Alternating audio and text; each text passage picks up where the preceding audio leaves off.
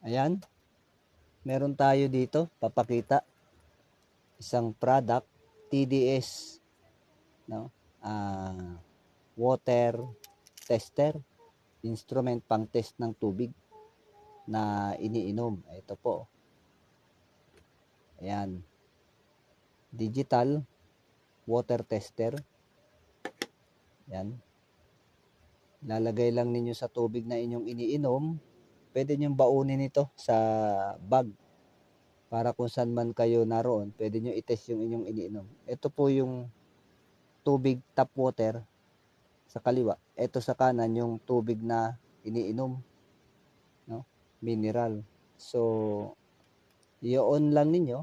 Yan, lalabas. Tapos, pwede nyo nang ilagay dito sa tubig. Makikita na ninyo yung reading niya. Ayan. Masyadong mataas.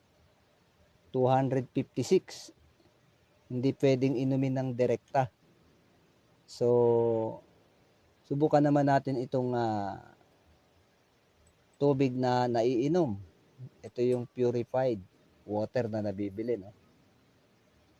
Ayan. Mababa lang siya. 11. Safe siya inumin. Pwedeng inumin ng direkta. 11 lang, no? Napakaganda ng kanyang purified water. No? Ayan. Bili na. Meron tayo diyang available.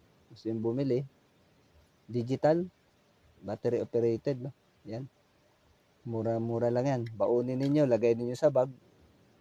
Yung mga saan man kayo naroon, no?